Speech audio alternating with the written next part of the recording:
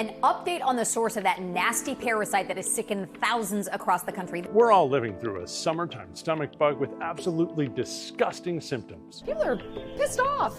And a bungled government response. The agency now says the test was actually a false positive. And that is a reversal, also renewing more questions about public trust in federal agencies responsible for keeping our food supply safe. But did it make you trust the FDA less? Look, these are agencies you've relied on for a career as a consumer reporter. Our own consumer reporter here at News 4, Susan Hogan, has been up on every detail. Millions of you have checked in for her updates on social media. And here is the latest update when it comes to the Cyclospora outbreak. But we wanted to know more about what it was like to try and get all those details, the conversations you didn't hear on TV, and maybe what we all can do to beat this foul outbreak. This is For More Context, your seat in the News 4 newsroom for a conversation about how we check facts, fight for answers, break stories, and hold each other accountable. Why do you think this resonated the way it did? Because everyone eats produce. It's the summer. You start taking away lettuce, or you're messing with our lunch. You're messing with our dinner salads. You're messing with our fruits and veggies. People are pissed off. They really want like what? People don't know what to eat. And what really bothers people is that there's no solution. You can't wash it. You can't make it go away. Soaking in vinegar doesn't work. Soaking in baking soda doesn't work. Soaking it in salt doesn't work. The only thing that you can do is cook it. Well, I can't cook lettuce. No. Before this hits, what do you know about Cyclospora, or whatever we call it? I heard nothing of Cyclospora. Yeah. I've heard of parasites, E. coli and Salmonella, but Cyclospora, never heard of it before. But the government had. Yes, but interestingly enough, for years, there's something called the Food Net, which is an agency within the agency. Yes. That surveils parasites and different bacteria, right? There's like 8 that they follow, that they survey. And with cuts and budget cuts to Food Net, they cut out 6 of the 8. And guess which one was cut? Cyclospora. So they have not been doing surveillance on Cyclospora. As of when? When did they make these 2 years cuts? ago. Now, would that have made a difference? When I spoke to the former food policy director of the FDA, she said, yeah, she thinks it would have made a difference. How? Well, because if you're not looking for something like Cyclospora, so if someone's producing illness, diarrhea, all sorts of these symptoms, if you're looking for E. coli, if you're looking for Salmonella, okay, you're going to ask those questions. No one's going to ask a question or test for something called Cyclospora if it's not on the list to look for. And when you found these food scientists Yeah. to talk to, were they reluctant to tell you that, or were they angry about it? I wouldn't say angry. It's more concerned. Both of them were concerned. And it wasn't, and I had to make this very, very clear when we were talking about these stories going forward, too. They are not saying that the people at the FDA are not good enough or they're not good scientists, because they're like, listen, the people who are there today, the people who are working really, really hard. But when you do have budget cuts, and there have been, and you lose that, a lot of that intelligence that you've had for years, right? The institutional knowledge, a lot of people have left, right? When you lose that, especially when it comes to the FDA, because the FDA and the CDC work so well together, right? When you're dealing with outbreaks and like this. And so after years of working together, if you lose some of those people that, after that time, it kind of breaks the system. So when you have outbreaks like this, you don't have the people that you can turn to who have the knowledge to say, hey, how did you handle the outbreak 5 years ago? How did you do this? Because they're gone. Nor do you really have the time to figure that out. No, you don't. It's a race against time. You got people who are sick, and hospitalized. So what do we know about this illness? I think we all make the joke, right, that it makes you really sick and it's disgusting and whatever else. But is it, how serious is it? It's serious.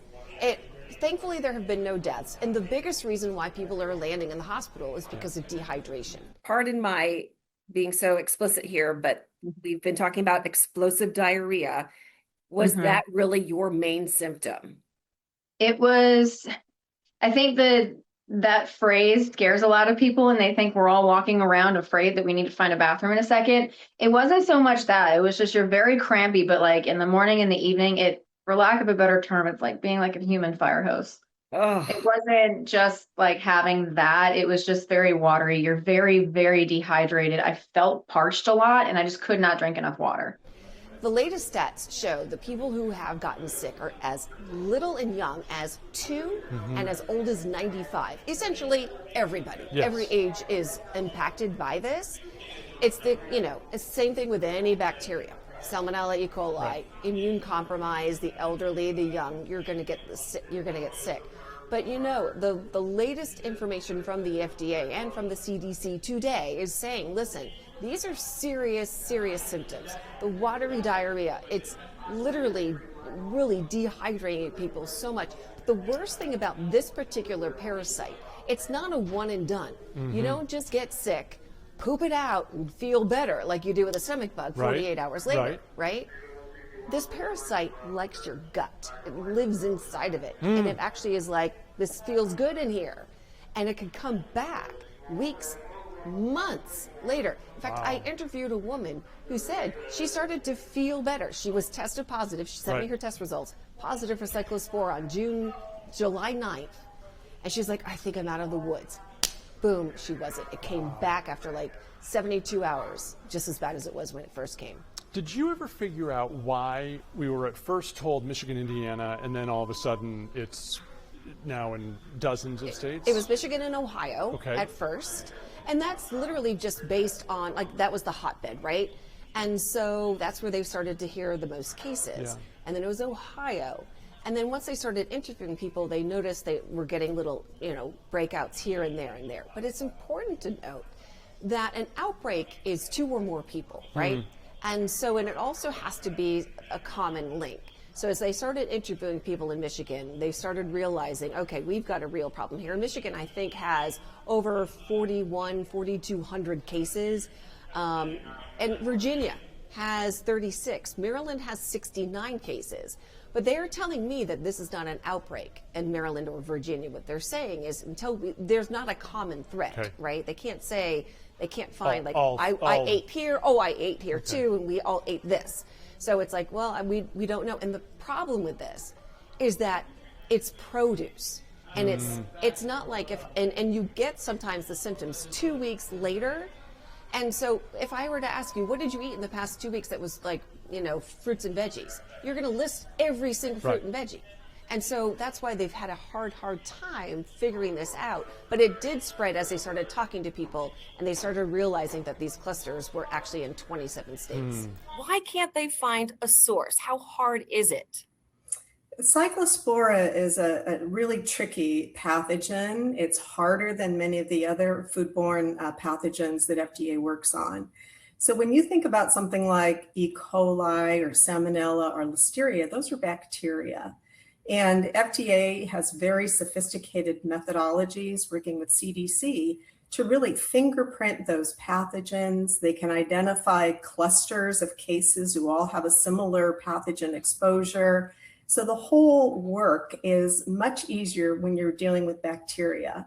Cyclospora is a parasite, and it poses a whole set of unique challenges. Does it happen every year? Yes. I mean, some people get this, right? It's just not.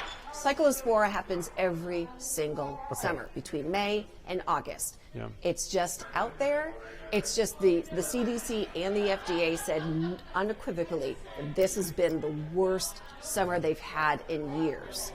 When it comes, we're talking at a time when just recently, just within a day ago, this FDA false positive test came out. What did you learn from the reporting on that? Okay, so that was a surprise to me too, because it was a Sunday evening, we get this alert that it was a false positive. So basically, this means that the FDA now does not have a confirmed laboratory food sample that tested positive for Cyclospora. That is a pretty significant development, but here's the thing. It doesn't mean that the investigation is over. It doesn't mean that the recall is over either. So I reached out to my contact, who again is the director of the food safety agency within the FDA, and she said that's not common. She doesn't remember a time when that has happened, but she did follow up by saying Cyclospora is a very hard parasite to detect, unlike a bacteria like a Salmonella or an E. coli. But Did that does she happen. link it to the layoffs? She Because wouldn't there's a say. lot of people that want to say, well, had we had the normal staffing, Yeah. that mistake wouldn't have been made. She wouldn't commit to saying that, and I had a very hard time. She was, nothing against her or the other guy that I interviewed too, who was the same director, the same agency. Yeah. We're reluctant to interview today, which I was like, that's very interesting. And I think that they don't want to say that because they've got some good people at the FDA. They don't want to like say that you missed something, But that did you it did make this you wrong. trust the FDA less? Look, these are agencies you've relied on for a career as a consumer reporter. Does it make you trust them less? What makes me, I wouldn't say trust them less, because I do trust in the process, and I do trust that the people there are trying to do a good job. I really do. These are scientists who are trying to do a good job. How there's a false positive, you do wonder, like you just like you take one test and that's it. I don't know. Like we're not able. I have asked the questions like, how many did you test? Like a big vat of lettuce? Did you test one strand of lettuce? What did you test? Yeah. Where did you get it from? Those answers, I can't get any answers to those questions. And I will say, I have tried every single day to get the FDA director of food safety, this particular division, to come on and talk to me. And I will show you the email chain. It's like, tomorrow, we can't do it today, but tomorrow. Tomorrow comes, we can't do it today, tomorrow. And so it's like, get out in front of it. That's what people want. Any sign it's over? I don't know. I really don't. I don't think there are no. To the experts? No, they don't have the answer to that either. In fact, when I asked Virginia, they only do their latest numbers. They only do it every 30 days. So there could be more cases. I'm like, well, what good is that? Yeah. Like anything can happen between July 1st and August 1st. What I think is going to happen, to be honest with you, is the lifespan of Cyclospora is August. I think this is going to eventually just die away. And the food experts, the health experts at the FDA and CDC are going to be like, well, phew, it's over. It's done. I could talk to you for another half hour, Yep. but you've got to get on the news. Oh, yes, I do. Thank you. News 4 consumer reporter Susan Hogan has been on this for the very beginning. Susan and I spoke on July 20th, and it's quite possible that some of the details have changed since then. You obviously can check in on News 4 for all of the updates, but she's even faster on social media. You can find her at Susan Hogan TV. If you like this kind of context, and we sure hope you do, there's an awful lot more of it to check out at the NBC Washington YouTube page. Like it, subscribe to it, tell us what you think about it in the comments. I'm Ted Oberg from News 4 I-Team, and until we meet again, you can find me on social media at TedNBC4.